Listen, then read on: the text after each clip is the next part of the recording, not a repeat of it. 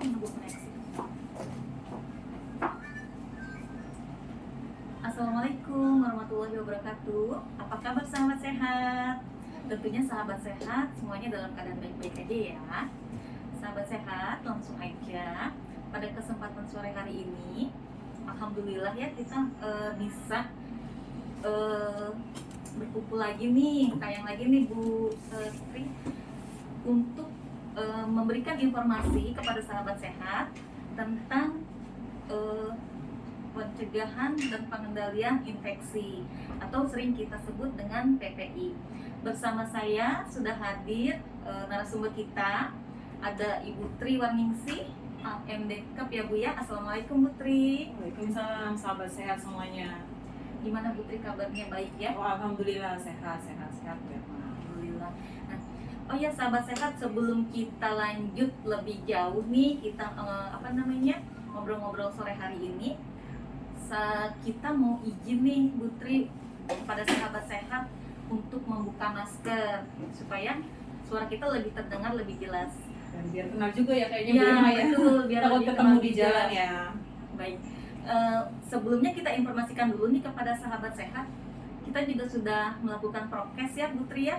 Kita sudah melakukan Tes vaksinasi, tes PCR, alhamdulillah hasilnya bagus. Jadi insya Allah kita buka masker aman ya Bu Tri. Ya, insya Allah. Sahabat sehat, kita izin ya untuk buka masker.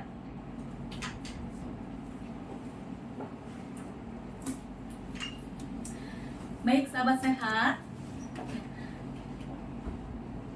Baik sahabat sehat, perkenalkan sudah ada di tengah-tengah kita semua Bu Tri. Bu Tri ini sebagai IPCN rumah sakit. IPCN Rumah Sakit Budi Asih ya. Apa sih Bu Tri IPCN itu?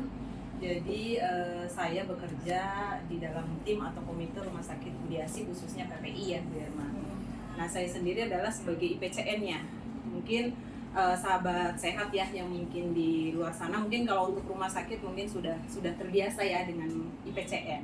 Nah untuk sahabat sehat yang di luaran, bahwa tugas kami, terutama saya adalah sebagai IPCN itu adalah Infection Prevention Control Nurse. Jadi memang perawat yang bekerja untuk mengontrol atau memantau terkait dengan pengendalian infeksi di rumah sakit ya. Jadi saya bekerja sama dengan semua tim yang ada di rumah sakit, dan kebetulan saya juga ada ketua timnya yaitu Dr. Vika juga ya. Saya juga dapat bimbingan dari beliau juga.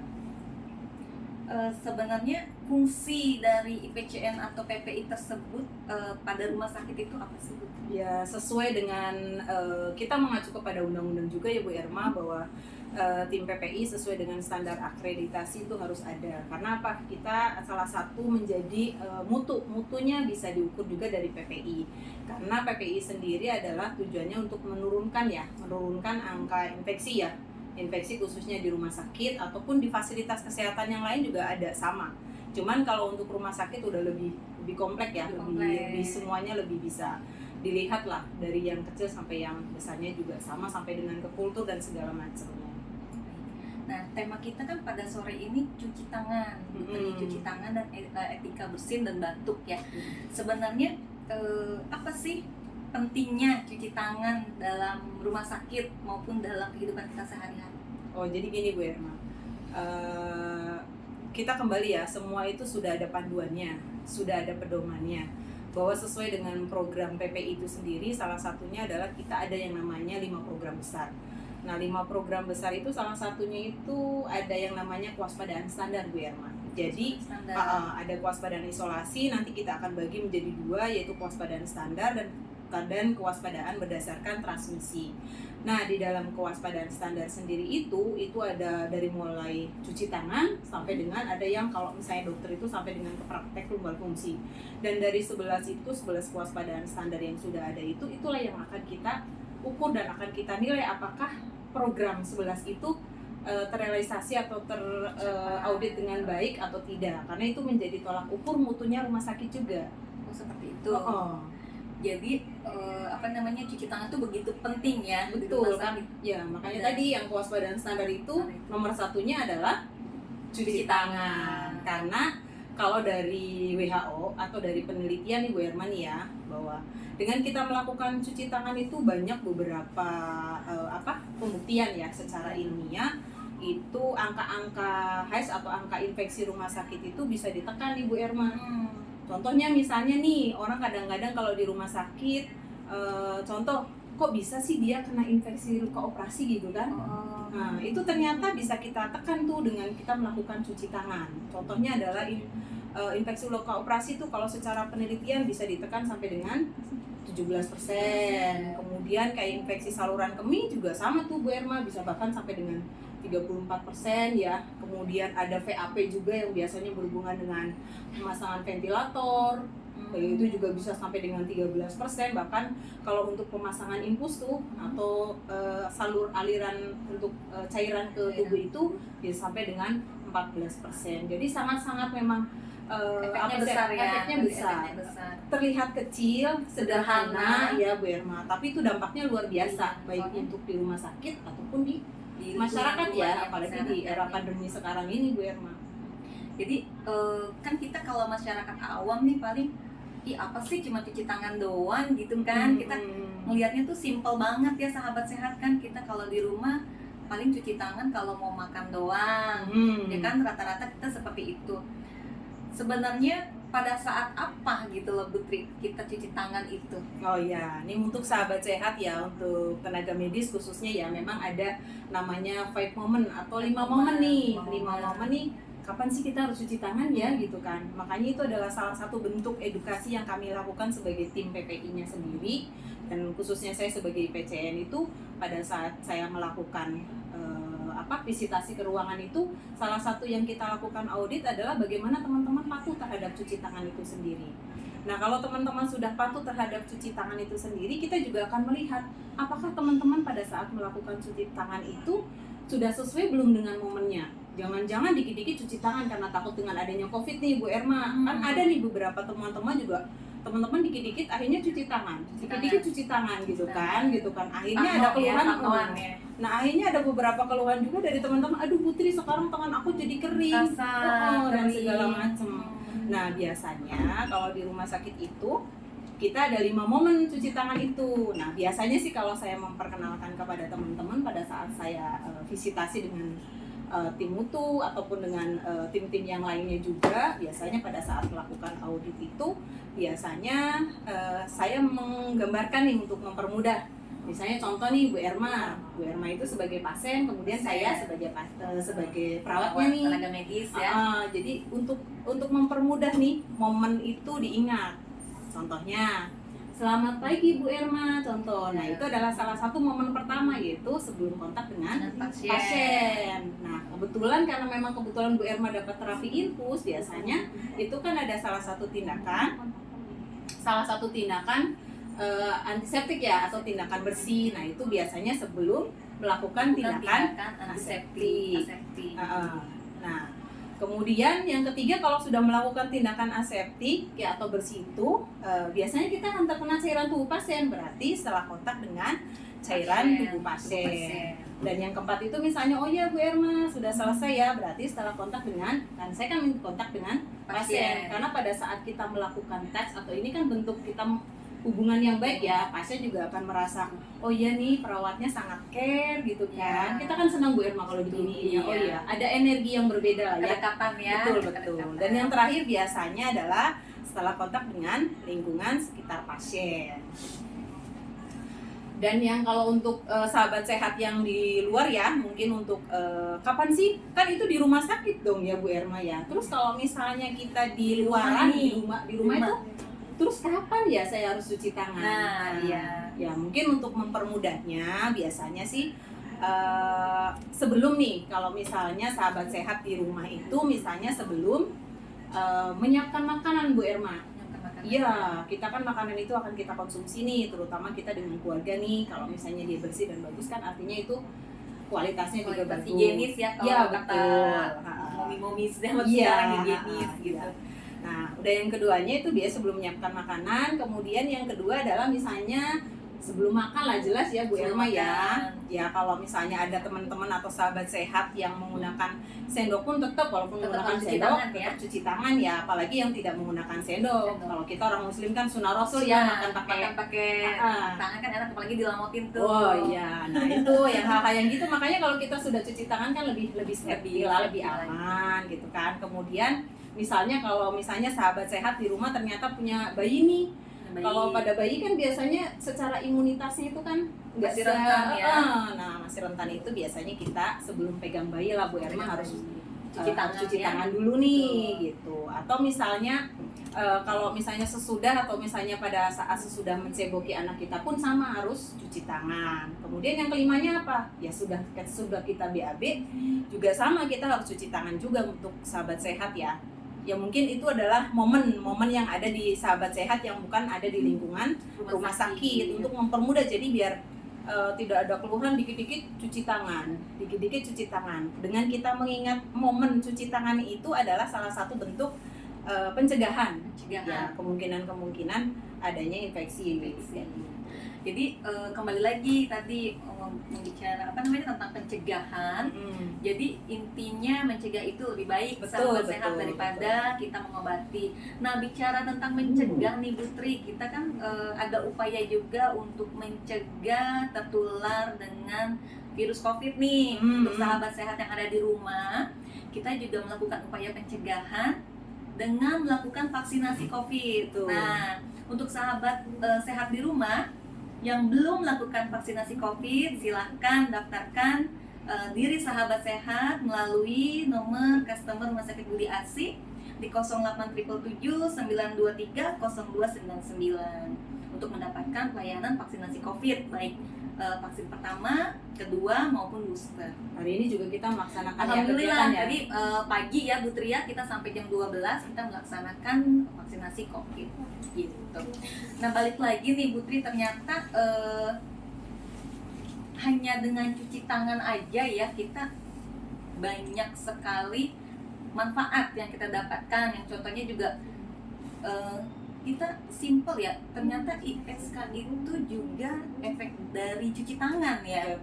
Kalau kita misalnya kan namanya ibu-ibu di rumah ya Bu Tri, kita habis masak, lagi masak nih, ibu-ibu kan kebanyakan lagi masak terus megang bawang, cabe atau apa gitu ya, tahu maaf kebelet pipis nih ternyata Bu Tri, terus kan langsung cebok, nggak cuci tangan dulu, tahu kapan-kapan ternyata ada infeksi.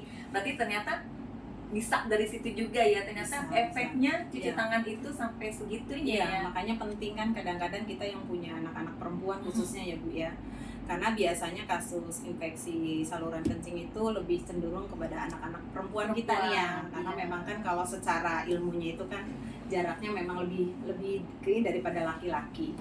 Kita juga pernah ada kasus sih Bu Erma, mungkin ya namanya kita misalnya ibu-ibu atau sahabat sehat di rumah itu misalnya punya kesibukan, kemudian bekerja di luar. Nah ini juga penting nih, selain mengajarkan cuci tangan juga kita harus mengajarkan bagaimana teknik apa sih namanya inilah bersihin alat kelamin buat perempuan juga sama. Itu tadi dengan awal kita harus tetap judulnya adalah cuci tangan.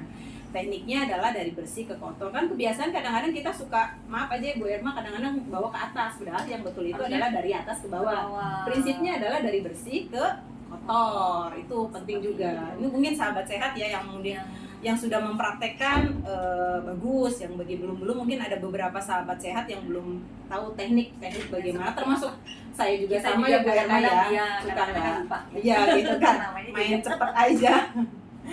Nah, untuk sahabat sehat di rumah, kalau ada pertanyaan nggak apa-apa, langsung aja sahabat sehat ketik di kolom komentar. Insya Allah nanti kita sambil berjalan, kita sambil melihat pertanyaan-pertanyaan yang masuk. Ini kayaknya ada pertanyaan yang masuk dari Talia Puji Astuti. Momen cuci tangan itu apa Bu? Nah, ini momen cuci tangan maksudnya atau momen cuci tangan itu apa aja sih gitu? Oh ya, mungkin terima kasih banyak untuk Bunda Talia ya, Mami Talia ya, Bunda Talia, terima kasih banyak atas pertanyaannya yang bagus ya. karena memang kalau di rumah sakit ini sudah menjadi tradisi pada saat kita melakukan sebuah audit kepatuhan cuci tangan terhadap teman-teman yang ada memberikan pelayanan di masyarakat. Tapi untuk sahabat sehat mungkin yang di rumah, momen itu yang tadi saya sebutkan ya.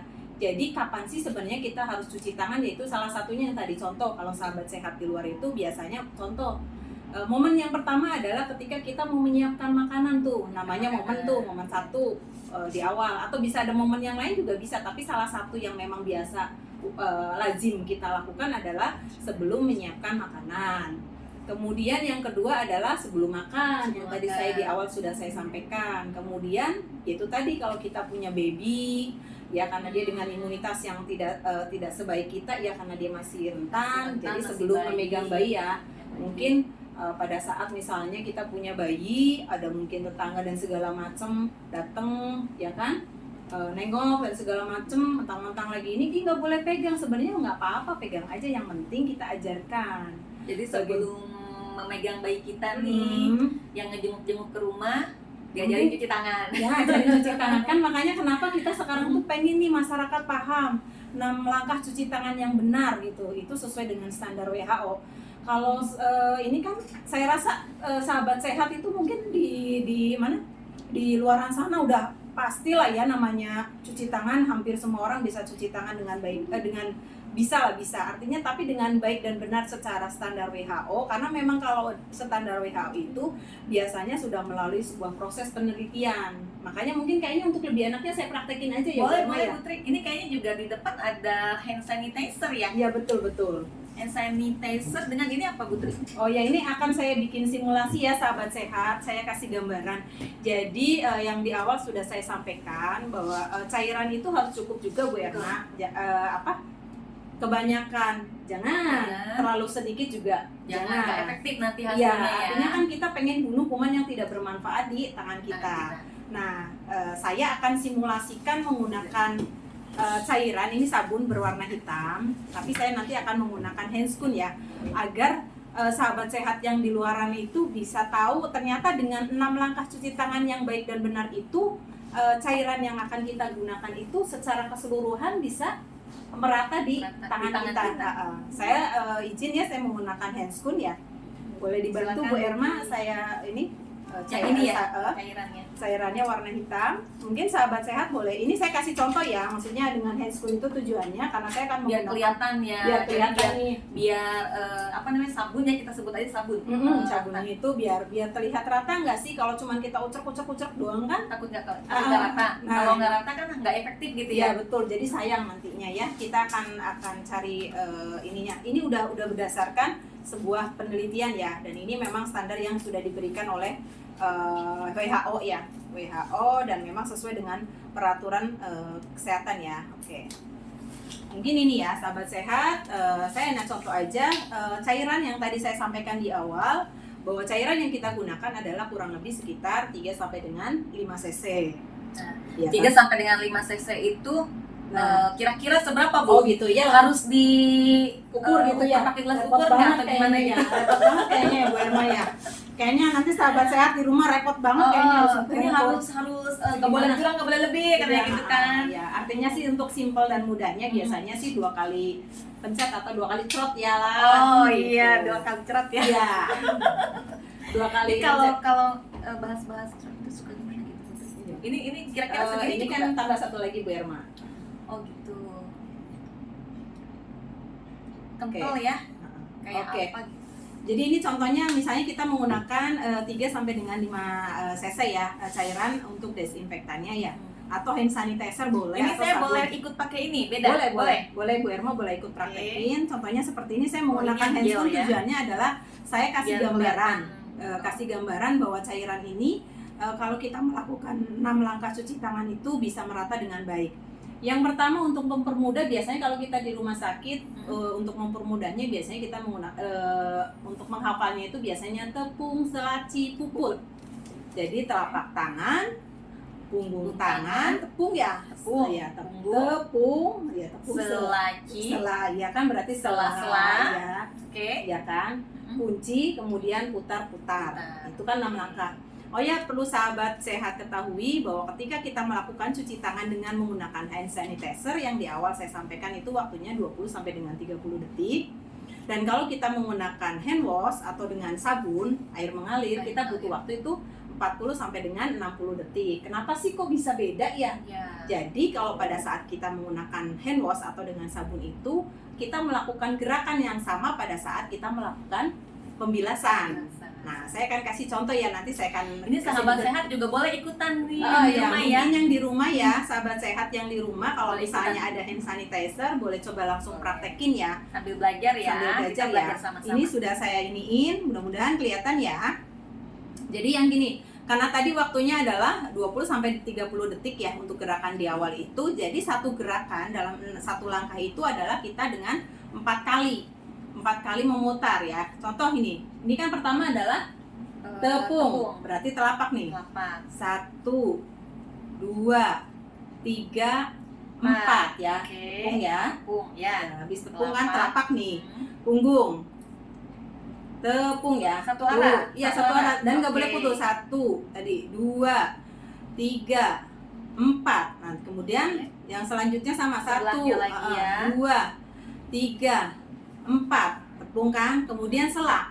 Nih, 1 2 3 4 ya kan? Ya. Udah gitu Tepung selaci. kunci. Nih, kuncinya gini. 1 2 3 4. Nah, ini sahabat sehat yang perlu diketahui, coba lihat. Dari semua ini kan dia rata nih. Rata, tapi ada bagian ini Yang bagian yang belum belum kena. Belum Makanya ini tekniknya pada saat melakukan ini perlu diputar ini. Nih, 1 nih. Nanti akhirnya si cairan desinfektan itu akan kena. Tuh, merata ya di 2 tangan kita ya. 3 4. Contoh di sini juga sama nih. Ini kan belum kena. Nah, ini bedanya. Tadi setelah saya lakukan putar, yang sini kan sudah rata nih dengan cairan desinfektan. Kalau yang ini belum nih, contohnya perbedaannya. Nah, ini juga sama nih. Diputar. 1 lagi itu, 2 3 4. Nah, yang terakhir adalah kita putar. 1, ini dengan ujung-ujung jari ini. Ujung kuku Putar ini ya. 1 2 3 4. Yang terakhir juga sama. 1 2 3 4. Nah, sahabat sehat, kalau perlu diketahui, kalau kita cairannya atau langkah yang kita lakukan dengan benar, 6 langkah itu, nih si desinfektan itu rata ke seluruh bagian. Ya, semuanya rata nih. Ini juga kena. Makanya pentingnya setiap langkah itu harus diketahui oleh sahabat sehat. Nah, ini kalau sudah benar seperti ini secara penelitian ini sudah terbukti Sudah membunuh efektif membunuh kuman yang kuman. ada di tangan kita. Nah, seperti itu. Nah, nanti pada saat kita melakukan dengan air mengalir, kita mengulang lagi gerakan yang sama pada saat kita melakukan bilasan air. Pembilasan melalui air mengalir. Ya, yang tadi itu tepung selaci puput itu kita bilas lagi dengan gerakan yang sama. Makanya waktunya lebih lama, yaitu 40 sampai dengan 60 karena detik. ada apa namanya? Ada pengulangan ya Betul. pada saat melakukan pembilasan tersebut. Karena yang tadi itu ya, sahabat sehat, yang perlu diketahui bahwa setiap langkah itu minimal 4 kali gerakan. Kalau misalnya saya mau pakai 5 boleh nggak boleh, kan masih masuk range yang 20 sampai 30. Kalau misalnya 3 berarti 3 dikali 6 kan cuma 18 ya Bu. Ya. Berarti kan standarnya belum sesuai. Makanya minimal dalam satu langkah itu 4 kali gerakan ya, atau boleh dengan menggunakan 5 kali gerakan. Mudah-mudahan sahabat sehat pasti apa namanya, mudah ya sahabat sehat ya, pasti bisa dilakukan di rumah lah sahabat sehat. Nah, bedanya kalau untuk dengan sabun Bu, ini sabunnya harus khusus yang ada antiseptiknya kah, atau bisa sabun apa aja? Oh iya, ya mungkin untuk sahabat sehat di rumah ya, sebenarnya kalau untuk rumah sakit sudah ada standarisasinya juga sih. Sebenarnya ada beberapa ruangan, kayak contohnya misalnya adalah ruangan-ruangan beresiko tinggi. Contoh misalnya kayak ruang bedah, mereka akan menggunakan cairan-cairan khusus, biasanya chlorhexidine. Dia ada prosentasenya juga. Kemudian ICU, ruang-ruangan NICU, kemudian juga ruang-ruangan yang memang beresiko, mereka akan dikasih fasilitas cairan cuci tangan yang sudah standar. Nah, kalau untuk sahabat sehat yang di rumah, sebenarnya selama dia masih sabun-sabun yang ada di pasaran pun karena memang biasanya sudah terstandarisasi pabrik sih, insya Allah sih itu juga udah aman. Ya. Karena beda ya Bu antara rumah sakit dengan rumah ya. Kita juga untuk yang tempat-tempat tidak beresiko tinggi sih dengan sabun yang standar ya. Sudah ada Kemenkes dan segala macamnya sih. Ini Putri ternyata ada pertanyaan lagi yang masuk nih dari sahabat sehat ya, dari Natina. Cuci tangan yang benar seperti apa ya? Adakah step khusus? Oh ini yang barusan kita katakan ya. Terima kasih sahabat sehat buat Mbak Tina ya. Tadi sudah saya praktekkan. Mudah-mudahan ingat gampang tepung selacip. Jadi apa namanya, pada sahabat sehat terutama Mbak Natina yang mungkin bisa mengajarkan pada keluarga. Tadi kan kita juga udah apa namanya Bu, praktekkan ya. Sangat mudah sekali. Ini ada pertanyaan juga dari dem_pony. Katanya kalau terlalu sering cuci tangan pakai hand sanitizer bisa membunuh bakteri baik juga ya. Oh iya betul, makanya tadi itu balik lagi kita melakukan sesuatu itu harus sesuai dengan momennya Bu. Momennya. Nah itu tadi Jangan makanya berlebihan. Betul. Ya kalau kita terlalu sering-sering ya kasihan juga. Makanya kalau kita lihat momennya itu kayak tadi yang saya sampaikan di depan, mungkin ada sahabat sehat yang baru gabung kali ya Bu Erma, mungkin saya sebutkan lagi ya. Betul. Mungkin ada sahabat sehat yang baru masuk, khususnya untuk yang teman-teman di luar rumah sakit ya. Mungkin teman-teman kalau yang di rumah sakit itu sudah terpampang ya. Jadi setiap fasilitas itu biasanya ada momennya juga. Untuk sahabat sehat yang di luaran, mungkin teman-teman ini apa namanya? Momen tadi itu 5. Jadi kayak contoh satu misalnya sebelum menyiapkan makanan Bu Erma, kemudian sebelum makan ya, bagi yang punya baby atau yang memang dengan kondisi yang rentan itu sebelum memegang bayi, sesudah menyeboki ataupun sesudah BAB. Nah itu momen-momen itulah yang biasanya ada di masyarakat. Nah itu mungkin ya kapan kita harus cuci tangan agar tidak terjadi berlebihan, karena memang ada beberapa orang yang memang alergi dengan hand sanitizer kan kandungannya biasanya alkohol 70% ya. Kan sensitivitas kulit masing-masing orang kan beda-beda ya. Iya betul. Ada yang nggak kuat, ada yang kuat. Oh iya, mungkin untuk menghindari sensitivitas itu ada beberapa teman-teman atau rekan kami pun di rumah sakit jadi menyediakan lotion. Lotion ya bisa. Jadi pada saat dia ini boleh dia setelah itu gunain lotion yang memang dia ini ya cocok gitu kan untuk mengurangi iritasi. Sekarang juga udah banyak ya sahabat sehat hand sanitizer yang mengandung lotion untuk pelembut kulit ya. Iya. Nah kembali lagi Putri, untuk yang di rumah nih, kalau misalnya sahabat sehat mungkin kalau untuk apa namanya, ini ada pertanyaan lagi dari lu _P90. Cara mengedukasi anak agar mau cuci tangan. Bagaimana cara mengedukasi anak agar mau cuci tangan, Kak? Kalau anak untuk mau cuci tangan dari kitanya sendiri dulu ya. Iya betul, dari kita. Jadi ini pengalaman saya pribadi di rumah, sebenarnya sahabat sehat di rumah ya. Jadi memang anak-anak sebenarnya pada prinsipnya senang main air loh Bu Erma. Betul kan? Betul. Nah momentum itu biasanya kita pakai nih untuk ngajak anak-anak yuk kita main gitu. Main dan biasanya kita langsung nih di air mengalir tuh, mereka tuh akan seneng. Sambil kita bacain, kadang-kadang kalau misalnya ini sambil nyanyi juga boleh. Nyanyi misalnya, nyanyi apa nih gitu kan. Nanti kita ajarin tuh. Nah prakteknya alhamdulillah sih anak-anak lebih cepet. Dan memang pada saat seperti itu tuh mengedukasinya. Pada saat dia ajak bermain, edukasi. Anak-anak kan lebih mudah menyerapnya seperti itu ya. Dan dia lebih kita langsung peragakan gitu kalau anak-anak ya. Iya betul. Dengan sambil bermain. Jadi apa yang dia suka, apa yang anak-anak suka nih sahabat sehat. Jadi dia sambil main, ayo deh kita cuci tangan, belajar gini, nyanyi kayak di sekolah-sekolah TK gitu ya Bu ya. Iya betul. Makanya ini Bu Erma, kan kalau sekarang sudah hari cuci tangan juga sudah diperingati ya, hari cuci tangan sudah diperingati, kemudian ada dari vaskes kayak puskesmas juga sudah memfasilitasi ke sekolah-sekolah mereka melakukan edukasi ya. Artinya yang tadi sahabat sehat perlu ketahui, di luaran sana namanya cuci tangan ya, insya Allah semua sahabat sehat itu paham dengan cuci tangan, tapi bagaimana kita melakukan atau mengedukasi terhadap orang di sekeliling kita melakukan cuci tangan yang tadi kita peragakan itu Bu Erma, yaitu dengan 6 langkah, karena memang ini secara penelitian dan segala macam itu sudah terbukti ya menurunkan infeksi ya. Jadi ini bukan masalah di Indonesia aja sih Bu Erma, seluruh dunia. Makanya ada mungkin ada hari cuci tangan dunia, kemudian ada Bapak cuci tangan dunia juga ya. Ya sahabat sehat ada Bapak cuci tangan dunia. Ibunya itu Bapak, ada ibunya kayaknya hari ibu aja Bu Erma. Kayak kemarin hari ibu tanggal 8 ya, hari perempuan ya. Perempuan sedunia. Ya, makanya hari cuci internasional. Betul. Nah, ini hari cuci tangan ya, Bapak cuci tangan itu adalah Bapak Didi Pitit ya.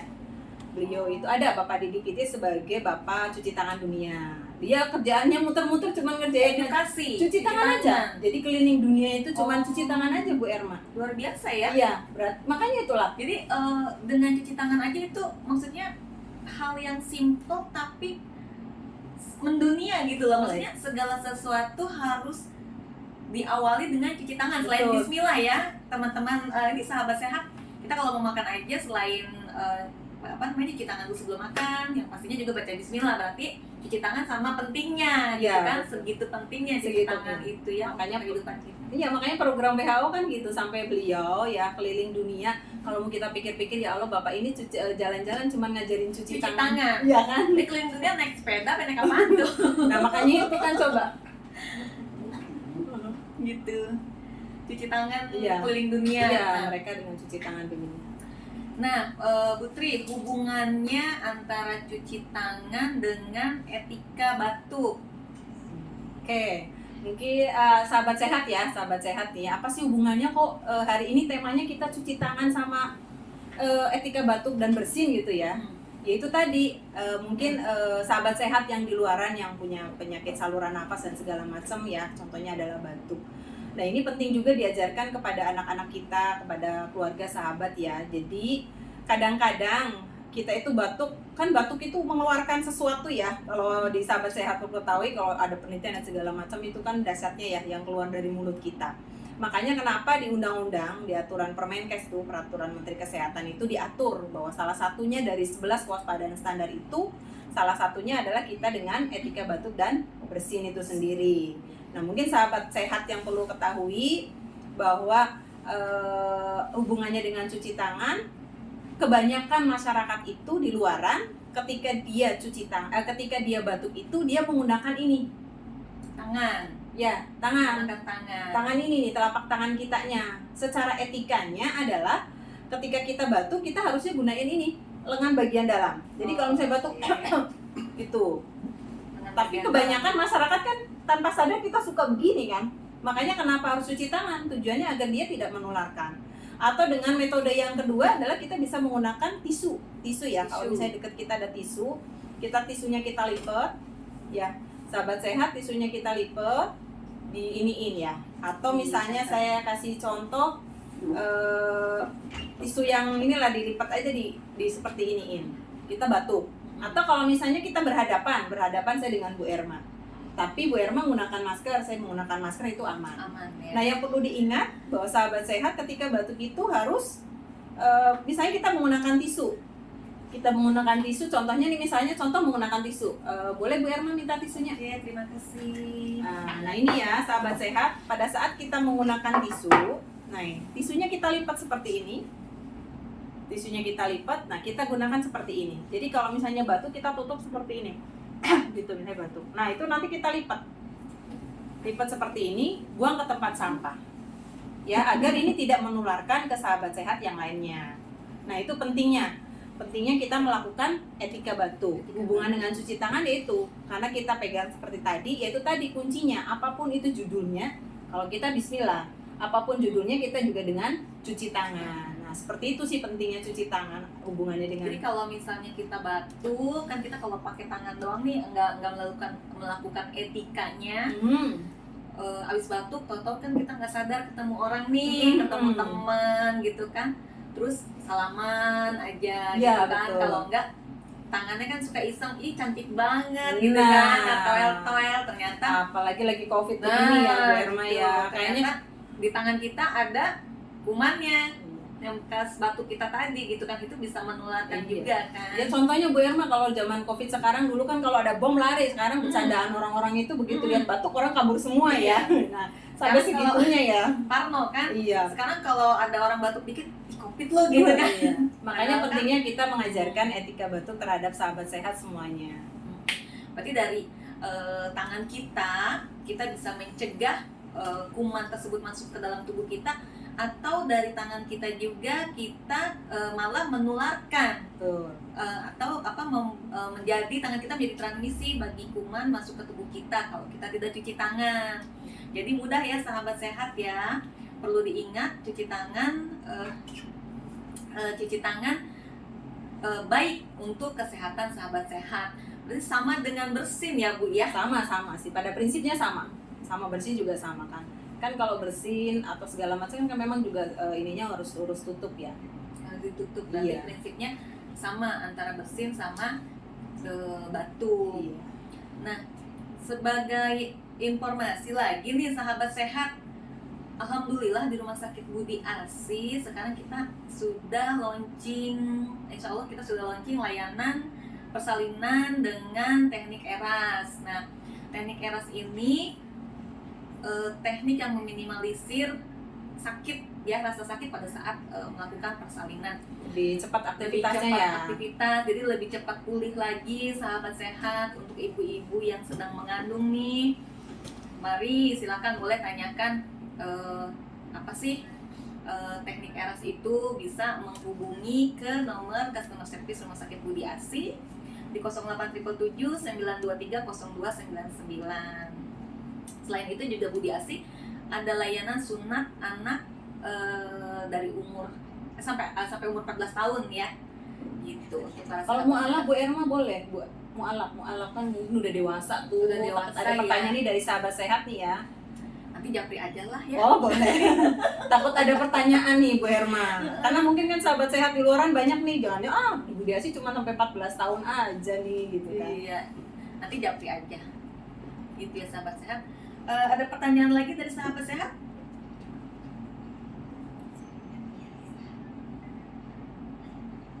Ya, jadi pentingnya itu tadi ya, mungkin pentingnya cuci tangan ya Bu Irma ya, mengingatkan kembali. Jadi dampak cuci tangan itu luar biasa terhadap apa yang kita lakukan sehari-hari. Terutama saya sebagai duta cuci tangan kalau di rumah sakit berarti ya. Duta cuci tangan. Iya, betul. Nah, Bu Tri, tadi kan kita udah jelaskan juga nih ya, cuci tangan efek-efek cuci tangan. Apa sih yang resiko-resiko apa aja, kan kita udah jelasin juga ya. Untuk sahabat sehat, satu lagi, alhamdulillah nih di rumah sakit kita udah buka layanan untuk hemodialisa. Hemodialisa kalau untuk orang awamnya cuci darah. Oh iya. Ya, Cuci darah ya sahabat sehat. betul. Untuk sahabat sehat yang kesulitan mencari rumah sakit untuk cuci darah, silakan datang ke Rumah Sakit Budi Asi. Seperti itu. Ini Bu Tri, kita materinya, informasinya sudah disampaikan semua ya ke sahabat sehat ya. Ya insya Allah sih, nanti kalau misalnya ini boleh chat ya, atau ini ke bagian customer service ya, atau mungkin boleh inilah japri atau apa gitu kan, terkait dengan bagaimana cuci tangan. Dengan senang hati kami akan berbagi ilmu lah. Oh iya, mungkin dari sahabat sehat ada yang mau ini Bu Irma, mungkin untuk berikutnya pengen apa gitu Bu Irma? Ya boleh sahabat sehat. Pengen ada apa gitu, materi apa gitu mungkin ya yang bisa kita sharing gitu ya Bu Irma. Betul. Boleh sahabat sehat, kalau misalnya saya pengen edukasi tentang pertumbuhan anak, Bisa. atau misalnya tentang kebidanan, atau apapun yang berhubungan dengan kesehatan, silakan sahabat sehat bisa japri langsung ya, chat langsung ke nomor customer service Rumah Sakit Budi Asi yang tadi sudah kita sampaikan. Nanti pengen edukasi apa, insya Allah nanti kita berikan. Karena edukasi. insya Allah ya, pakar-pakar di Rumah Sakit Budi Asi itu dari mulai dokter anak, kemudian ada dokter kandungan juga ya Bu Irma. Mungkin yang bagi sahabat sehat yang pengen program hamil juga ada ya Bu Irma ya. Betul. Program hamil juga ada, kemudian dokter-dokter yang lain insya Allah kita udah lengkap ya Bu Irma. Insya Allah. Kita berbagilah sesuai dengan moto kita ya Bu Erma, selalu amanah ya. Mudah-mudahan kita bisa amanah buat sahabat sehat di Ya. luaran ya. Amin. Insya Allah kita juga akan ada ini lagi Bu Tri, apa namanya, sesi yang berikutnya nih. Oh Insya iya Allah- betul. Insya Allah kita akan membagikan ilmu nih kepada sahabat sehat, membagikan informasi yang sangat penting bagi sahabat sehat. Insya Allah hari Jumat kita akan ada sesi pentingnya vaksin dan Oh iya itu kemungkinan lagi booming ya Bu efek ya. sampingnya. Iya betul, untuk sahabat-sahabat sehat diingatkan kembali yang belum vaksin silakan daftarkan diri sahabat sehat ke Rumah Sakit Budi Asi untuk mendapatkan layanan vaksinasi COVID ya. Kita masih buka. Nah, untuk informasi-informasi yang apa namanya, edukasi untuk sahabat sehat, silahkan juga follow IG Rumah Sakit Budi Asi, Instagram Rumah Sakit Budi Asi. Nanti di situ banyak informasi-informasi yang insya Allah bermanfaat ya, sangat bermanfaat. Kita selalu share ya untuk berbagi ilmu ya Bu. Gitu. Kalau sudah ini sahabat sehat sudah tidak ada pertanyaan lagi yang masuk Putri, dan alhamdulillah apa namanya, materinya kita sudah sampaikan ya, informasi yang sangat bermanfaat insya Allah untuk sahabat sehat di rumah, untuk kita juga, kita berbagi ilmu, kita sharing, insya Allah sahabat sehat mendapatkan ilmu yang baik, kita Amin. juga akan mendapatkan ilmu yang lebih lagi. Nanti insya Allah juga akan dibagi lagi ilmunya kepada para sahabat sehat semua ya. Akhir kata kita minta maaf kalau ada salah kata. Alhamdulillah, mudah-mudahan semuanya bermanfaat ya Putri. Amin amin. Assalamualaikum warahmatullahi wabarakatuh. Terima kasih banyak ya, salam sehat. Ya sahabat sehat.